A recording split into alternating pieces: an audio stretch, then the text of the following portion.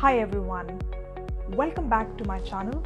I am Supriya Sahai, a life and a career transition coach. And on this platform, I also talk about how do you gadget less in the lives of your young children aged between 0 to 14. Today, I'm going to be sharing one of the reasons why your young child seems to be going more and more towards gadgets and is happy when they are on their gadgets, but when they are not, they seem to be very irritable and very moody and they lack concentration. Now, in order to explain the why, I want to share a book with all of you, and that is the book called Flow. This book is written by Mihaly Csikszentmihalyi, where he shares the concept of happiness and how, as human beings, we are all searching for our spikes and doses of happiness/flow. Now, in young children, when they sit in front of screens, what happens is that their thoughts are absolutely aligned. One shot after the other, they are on the screen and they are absolutely in that state of alignment, which usually is created by us human beings when we are involved in an activity. Now, because the rest of our body is not used at all while we are screen binging, there is a lack of fulfillment, because unless we are completely engaged in our mind and bodies, we do not feel complete flow of happiness, because that's how we are built. We are built to use movement, geography, and our speech and sensations. So unless our 5 sensations are not engaged in an activity, we will not experience that complete sense of fulfillment. And the same is for young children. Now, the only difference is that when they are on screens, it is easier to create the well-being hormone called serotonin. And this is the reason why your young children will seem to be more happier, and they will lack focus and consistency when they are off their gadgets, because this is the easiest way. The easiest way for them to get their spike of happiness and well-being is through sitting in front of a screen. And when they turn back to their real life, where they have to use their bodies, they have to use their mind, and they have to engage in a conversation, so an effort is required. And young children are not so adept to understand the difference between real world and the world of imagination.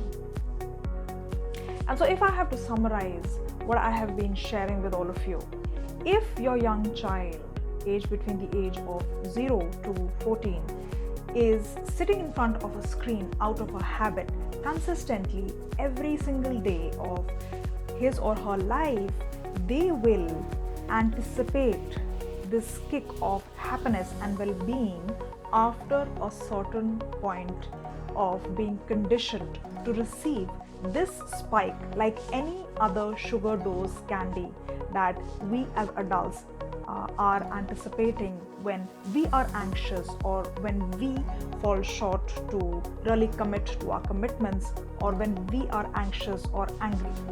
The same is for our young children, and that is one of the reasons why small children will lack focus, they will get irritable, and they will fail to listen to you more effectively if they are not given their dose of this sugar high. And so in a nutshell, in a very simple way, what our small children are doing in the name of being edutained or educated on screens is really these 3 things. They will first sit down and switch on, or you will hand over them a kind of a gadget. It could be a mobile, iPad, or an Xbox, and they will, after a point of time, go back to their slumber. So initially they will be very excited to look at the screen and then maybe do some movements. But if you notice from the outside, after 1 or 2 minutes, what you will start noticing is that your child will slowly start to rest and relax and really become like a vegetable and just stare at the screen. And so what is happening is that they are just sitting down and looking at the screen, and at the max what they're doing is they will fiddle up and down and scroll left and right and just consume the stuff that is being thrown at them from the screen. So what do you do now that you have understood that screen binging for your young child is equivalent to modern day drug addiction? And I would like to first of all share this one tip today. That is to realize, first of all, in your own mind and your own understanding, that the happiness and the well-being that your child is creating through the screen is artificial and it is not sustainable. So artificial happiness versus sustainable happiness is something that you will have to first start segregating in their life, and know that when they are screen binging, what they are actually doing is having a artificial spike of that well-being, that fulfillment, and staying in that state of flow. But as soon as you will remove that, they will come out of that trance, and then for them it will be very difficult to create fulfilling happiness, which is only and only by interaction or by using their own minds and bodies. The second tip that I would like to leave today is that please do not keep a consistent daily habit for your young child. If you are a parent of a newborn or a 2-year-old child up till the age of 7, there is no need for you to consistently give a gadget to your child every single day, because notice that this is your pattern to be on the television every single day or to look at your iPad every single day. It does not have to become a habit for your young child. The third tip that I want to leave you today with is to curb the anticipation of the screen spikes.